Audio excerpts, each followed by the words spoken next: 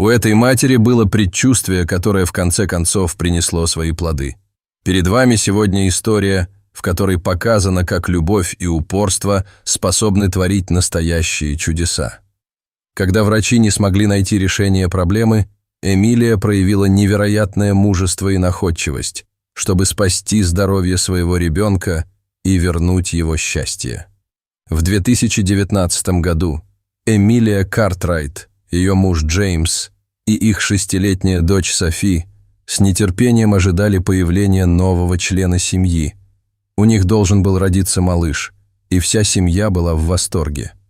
Как и большинство будущих матерей, Эмилия надеялась, что ее ребенок родится здоровым и крепким, и так оно и произошло. Мальчику дали имя Адам, и он появился на свет как настоящий комочек счастья. Однако всего через 3 месяца после появления Адама на свет здоровье малыша начало ухудшаться, и это стало началом долгого и трудного пути, полного сомнений, страданий и борьбы за жизнь. У маленького Адама появилась легкая сыпь, которая первоначально не вызывала особого беспокойства у родителей. Поначалу они полагали, что это обычная детская проблема, с которой можно легко справиться. Тем не менее, чтобы быть уверенными, они отвезли малыша к врачу, который, оценивая состояние кожи, посоветовал применять стероидный крем в низких дозах, так как у Адама была диагностирована экзема. По словам врача, крем должен был стать наилучшим средством для решения этой кожной проблемы. И действительно, на короткий период времени препарат оказался эффективным. Сыпь на коже немного уменьшилась. Однако Эмилия и Джеймс не могли и представить, к чему все это приведет. Это был только началом ужасного кошмара.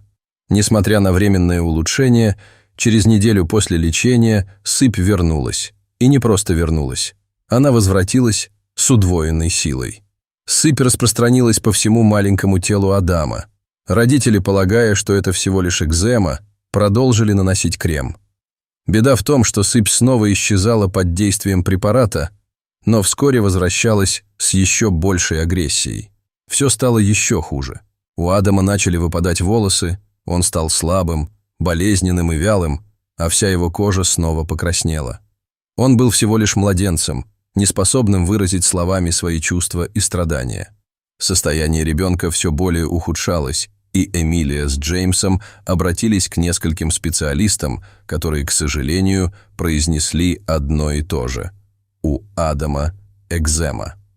Некоторые врачи даже рекомендовали Эмилии прекратить грудное вскармливание, утверждая, что белок в ее молоке мог влиять на ухудшение состояния ребенка. Это стало настоящим ударом по родителям, которые и так переживали эмоциональные и физические испытания.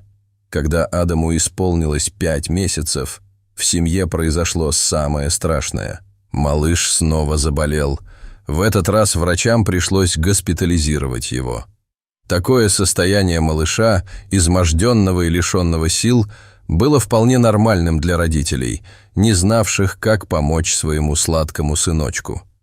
К тому времени его кожа снова стала красной, а температура поднялась до очень высоких показателей. Врачи прописали более высокую дозу стероидов, которые вводили непосредственно под кожу головы.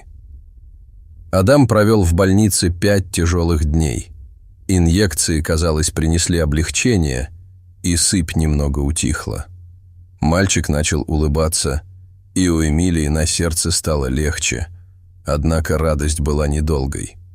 Через несколько дней упорная сыпь не только вернулась, но сделала это вновь с еще большей яростью. Когда Эмилия увидела, как кожа ребенка становится ярко-красной, как кровь, ее сердце сжималось от боли. Состояние Адама было настолько тяжелым, и он не переставал плакать, что Стефани не могла вынести такого зрелища. Страдания ее сына разрывали душу, и она чувствовала себя абсолютно беспомощной перед лицом его страха и боли. То, что Адам не мог обнять ее, добавляло ей горечи, а беспощадные слезы текли по ее щекам, когда она понимала, что так жить невозможно. Каждую ночь Эмилия укутывала Адама в хирургическую марлю и укрывала одеялом, бережно оберегая его от всего, что могло причинить ему вред. Затем они помещали маленького Адама в ванну, ставили в раковину и давали теплой воде нежно стекать по его уставшему телу. Если бы кто-то увидел эту сцену, не зная причин происходящего, он мог бы задаться вопросом, опасно ли это для ребенка. Непростой метод, но именно теплая вода помогала немного успокоить зуд и неприятные ощущения на коже Адама. Эмилия не отходила от сына ни на минуту, постоянно проверяя температуру воды. Каждая мать бы расплакалась, увидев своего ребенка в таком состоянии. И Эмилия не была исключением. Ее сердце буквально разрывалось на части. Она делала все возможное, чтобы помочь ему, ведь он был ее миром. В какой-то момент состояние Адама стало настолько тяжелым, что Эмилия молила Бога забрать ее жизнь, а не его. Ее любовь и страдания достигли предела, и она терзалась невыносимым ощущением безысходности. Более того, Адаму всегда требовалось заворачивать в марлю, и везде, куда бы они ни шли, люди обращали на них внимание, считая, что с ним случился большой несчастный случай. Возможно, он был обожжен огнем, ведь его кожа выглядела ужасно. Сообщающиеся расстройства в общении и взаимодействии с окружающими стали тяжелым бременем для всей семьи. Многие смотрели на Эмилию и Джеймса с осуждением, считая, что это был жестокостью с их стороны. Это заставило семью замкнуться в своем доме и отдалиться от общества, достигая почти целого года социальной изоляции. Стефани было невероятно тяжело видеть, как на нее падают осуждающие взгляды окружающих. Она не желала реагировать на слишком назойливые вопросы незнакомцев, а иногда даже избегала их, стараясь не показывать своего страха и боли. Кожа Адама была настолько чувствительной, что семья была вынуждена отстраняться даже от родственников и друзей из-за риска для здоровья ребенка и возможного заражения инфекцией. Это было ужасно тяжелое время, но Эмилия чувствовала, что нужно пройти через все испытания, чтобы защитить своего сына. Но когда состояние Адама стало вновь критическим, его родители решили не сдаваться и проявить инициативу, чтобы найти решение. Эмилия и ее муж решили обратиться к интернету для проведения собственного исследования. Они проводили дни, просматривая всевозможные источники, читая отзывы других родителей и обмениваясь опытом на форумах астероидной терапии.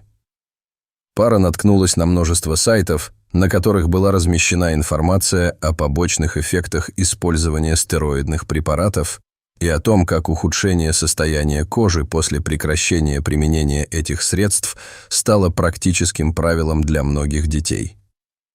На этих сайтах также были размещены фотографии других детей с аналогичными проблемами, и это создало в Эмилии уверенность, что она не одна в своей борьбе. Увиденные изображения и информация смотивировали Эмилию действовать, как подсказывала ей интуиция. Она поняла, что, продолжая использовать крем, только усугубляет болезнь и мешает Адаму восстанавливаться. Как результат, Эмилия приняла решение. Она отменяет стероидный крем, осознав, что он не дает никаких улучшений и наносит только больше вреда. После этого она приняла решение заняться гомеопатией и экспериментировать с собственными бальзамами. Эмилия всегда интересовалась натуральными средствами и даже имела навыки в изготовлении свечей, поэтому решила использовать свои знания и опыт, пробовать различные масла и растительные экстракты, чтобы найти решение. Она тщательно проверила несколько смесей на небольших участках кожи своего сына, понимая, что это требует особого внимания. В результате, после долгих экспериментов, Эмилия нашла идеальную комбинацию – смесь лемонграсса и цинка, которую наносила на пораженные участки, заранее заворачивая их в марлю. С течением времени кожа Адама начала значительно улучшаться. Эмилия была внимательной и заботливой матерью. Она следила за состоянием своего сына, фиксируя каждый его прогресс. До 50 раз в день она делала фотографии, чтобы отслеживать изменения. В течение 10 долгих месяцев Эмилия активно использовала свой собственный гомеопатический бальзам, и результаты стали неожиданно обнадеживающими. Сыпь становилась все менее заметной, а кожа постепенно превращалась в мягкую и прозрачную. Эмилия упорно работала над доклинической реабилитацией здоровья своего ребенка, несмотря на все трудности. Когда Эмилия комментировала, чтобы поддержать себя, она говорила: «Мы до сих пор точно не знаем, что вызвало первоначальную реакцию, но, оглядываясь назад, я предполагаю, что это была аллергическая реакция на лекарства, которые мне назначали после кесарево сечения. Я принимала ибупрофен, который мог попасть в грудное молоко. Они посетили более 35 врачей, и все без исключения подтвердили один и тот же диагноз – экзема. Сила любви и настойчивость Эмилии принесли свои плоды. Я хочу показать вам все фотографии, на которых видно, как зажила кожа Адама. Теперь он такой же, как и любой другой ребенок». Со слезами на глазах добавила она, полная гордости за своего сына и за свою всеобъемлющую любовь к нему. Благодаря инстинктам матери и ее решимости, Адам теперь здоров и развивается как обычный и счастливый мальчик. Наконец-то он может быть ребенком без бесконечных страданий, и его мать никогда не была так благодарна за то, что может наблюдать его улыбку.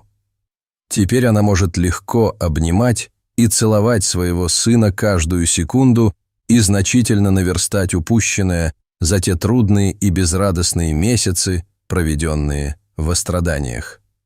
Дорогие зрители, что бы вы сделали, если бы столкнулись с чем-то подобным? Ваши мысли и истории важны для нас, и мы были бы рады услышать их в комментариях. Если вам понравилось это видео и вдохновляющая история любви, стойкости и борьбы, не забудьте поставить лайк и подписаться на наш канал. До свидания.